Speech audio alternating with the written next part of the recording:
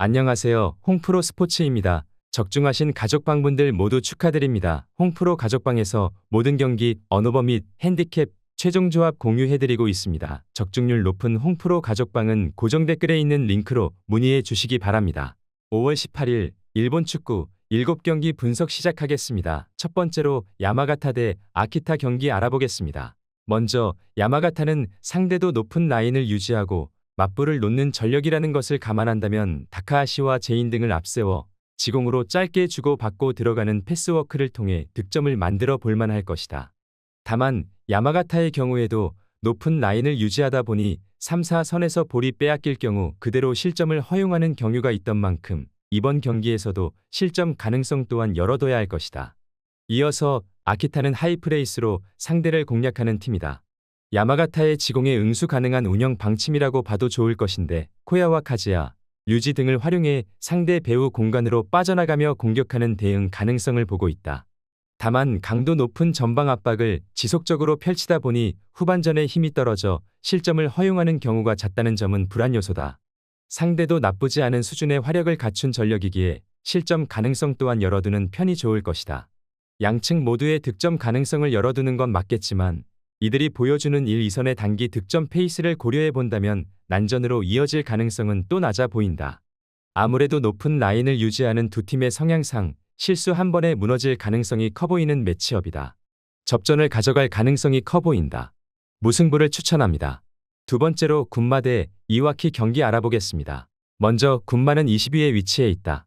상대가 높은 라인을 유지하고 공세를 취함에 따라 선수비 후 역습이 효율적일 수 있겠지만 유아와 유이야, 사가와 등 시즌이 어느덧 15경기나 치러진 상황에서도 이들의 최다 득점은 2득점에 그칠 정도로 빈약한 득점력을 보여주고 있는 상황이다.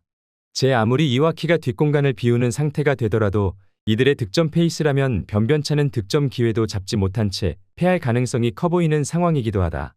이어서 이와키는 7위에 위치해 있고 상대의 낮은 라인을 공략하기 위해 지공으로 풀어나갈 가능성이 커 보인다.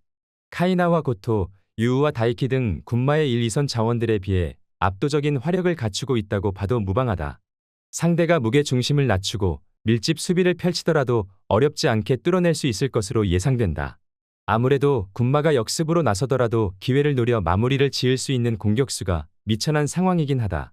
더군다나 이와키는 선수비 후 역습으로 나서는 전력을 깨부수는 방법을 알고 있는 팀이다. 이번 경기를 통해 1-2선 자원들의 화력을 폭발시켜 군마의 밀집 수비를 벗겨낼 수 있을 것으로 예상한다. 이와키 승리를 추천합니다. 영상은 잘 보고 계신가요?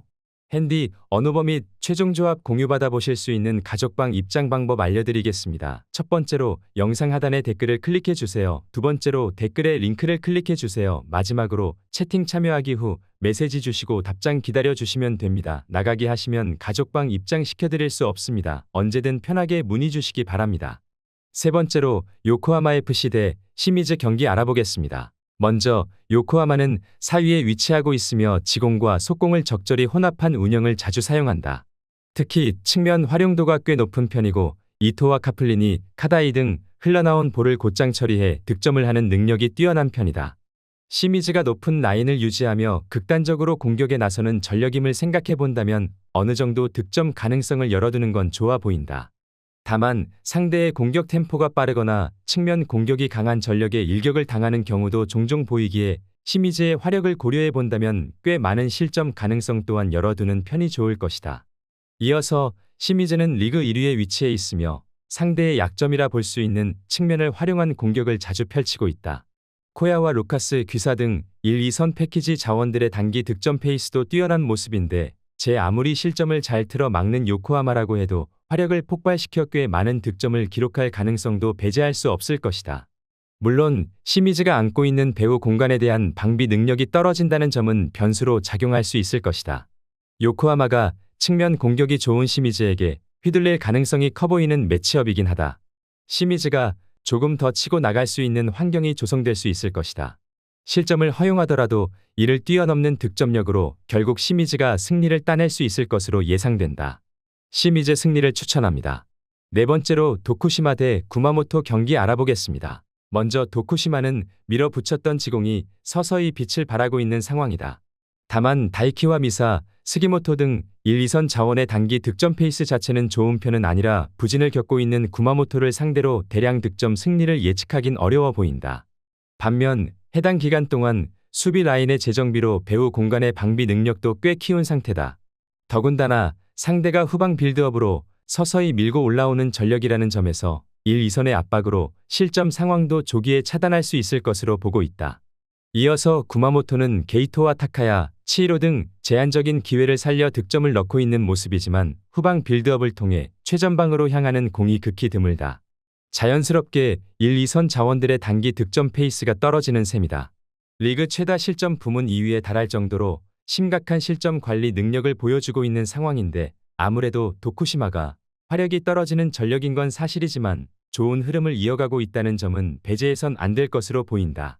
구마모토는 부단한 공격 시도에도 무의로 그치는 경우를 많이 보이고 있다. 오히려 볼을 빼앗겨 곧장 역습을 허용하는 경우도 잦다는 점을 감안해야 한다.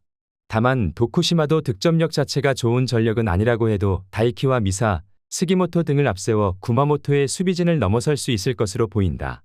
도쿠시마 승리를 추천합니다. 영상은 잘 보고 계신가요? 핸디, 언어버 및 최종 조합 공유받아 보실 수 있는 가족방 입장 방법 알려드리겠습니다. 첫 번째로 영상 하단에 댓글을 클릭해 주세요. 두 번째로 댓글에 링크를 클릭해 주세요. 마지막으로 채팅 참여하기 후 메시지 주시고 답장 기다려 주시면 됩니다. 나가기 하시면 가족방 입장 시켜드릴 수 없습니다. 언제든 편하게 문의 주시기 바랍니다. 다섯 번째로 가고시마 대 나가사키 경기 알아보겠습니다. 먼저 가고시마는 현재 18위에 위치해 있다. 약체팀이 보여줄 수 있는 실점 패턴을 모두 보여주고 있는 상황인데 상대 측면 공격수의 크로스 및 돌파를 막아내지 못하며 박스 안 공격수를 놓쳐 실점을 거듭 허용하는 모습을 보이고 있다. 즉, 상대의 화력을 감안했을 때 기대감이 떨어지는 게 사실이다. 더군다나 후지모토와 요네자와 케이타 등 1, 2선 자원들의 영향력도 크지 않다. 나가사키의 수비진을 뚫어내지 못한 채 최근 경기 무득점 기록을 이어나갈 것으로 예상해본다.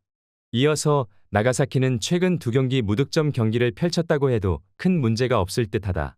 아무래도 가고시마의 수비진을 봤을 때 주니오와 마테우스, 델가도와 카토 등의 화력이라면 충분히 뚫어낼 수 있는 수준인 게 사실이다. 실점을 허용하더라도 문제가 되지 않을 정도로 화력으로 찍어 누를 수 있을 것으로 보인다. 가고시마의 득점력을 봤을 때 이들의 공격이 성공할 가능성은 지극히 낮아 보이는 게 사실이다. 더군다나 나가사키가 지닌 화력을 봤을 때 상대 팀을 압도할 수준이라고 봐도 무방할 것이다. 나가사키가 전력으로 찍어 누르는 경기 양상을 보여줄 수 있을 것으로 예상된다. 나가사키 승리를 추천합니다. 다섯 번째로 후쿠오카 대 세레소 오사카 경기 알아보겠습니다. 먼저 후쿠오카는 지난 라운드 고베 원정에서 강점인 수비 위주로 경기를 잘 풀어나갔지만 한 골을 극복하지 못했다. 그로 인해 길게 이어온 무패 행진이 막을 내리기도 했다. 그래도 4월 이후 안정적으로 승점을 따내며 중위권으로 안착하는 데 성공했고 격차를 줄였다. 마스오카와 시게미 등이 버티는 중원의 공수 밸런스가 안정적인 모습이고 자에디가 킬러 역할을 해주고 있는 모습이다. 이어서 세레소는 불과 몇 라운드 전까지 선두를 지키던 팀이었다. 개막 이후 11경기에서 단 1패만 당하며 선두권을 유지하고 있었는데 최근 3연패를 당하며 8위까지 추락하고 말았다. 선두권과 승점 차이가 큰 건 아니지만 초반의 기세를 감안한다면 아쉬운 상황이긴 하다. 리그 득점왕을 노리는 세아라가 지난 마치다 원정에서도 득점을 터뜨리며 11득점을 기록했지만 그를 제외하면 2득점 이상을 기록한 선수가 없다는 건 아쉬운 부분일 것이다.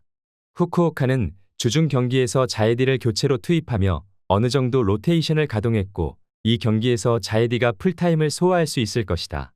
단 세레소의 수비적 저항에 쉽게 리드를 잡긴 어려워 보인다. 류야와 후나키, 저스틴 후브너가 수비 라인을 두텁게 하고 경기에 임할 세레소가 승점 한 점 경기는 할 수 있을 것으로 보인다. 무승부를 추천합니다. 영상은 잘 보고 계신가요? 핸디, 언어버 및 최종 조합 공유받아 보실 수 있는 가족방 입장 방법 알려드리겠습니다. 첫 번째로 영상 하단에 댓글을 클릭해 주세요. 두 번째로 댓글에 링크를 클릭해 주세요. 마지막으로 채팅 참여하기 후 메시지 주시고 답장 기다려 주시면 됩니다. 나가기 하시면 가족방 입장 시켜드릴 수 없습니다. 언제든 편하게 문의 주시기 바랍니다. 일곱 번째로 사간도스 대 나고야 경기 알아보겠습니다. 먼저 사간도스는 잘하는 홈 경기에서 다시 대승을 거뒀다. 강팀인 가와사키를 상대한 일정이었는데 라이언과 요코야마 등 선발 공격수로 나선 선수들이 3득점을 합작했고 하라다와 나가누마의 측면 움직임도 활발한 모습이었다. 윙어로 뛰던 나가누마를 윙백으로 출전시키며 3명의 측면 공격수를 가용한 것과 같은 효과를 본 점도 승리의 원동력이었다. 단 공격 축구로 인해 수비의 안정감은 다소 떨어질 수 있다는 점은 알아야 할 것이다. 이어서 나고야는 홈에서 열린 도쿄전에서 무난하게 승리하며 선두권 추격에 나섰다. 그간 부상으로 인해 시즌 초반 대다수 경기에 결장한 준커가 돌아와 선발 스트라이커로 해트트릭을 기록하며 맹활약하는 모습이었다.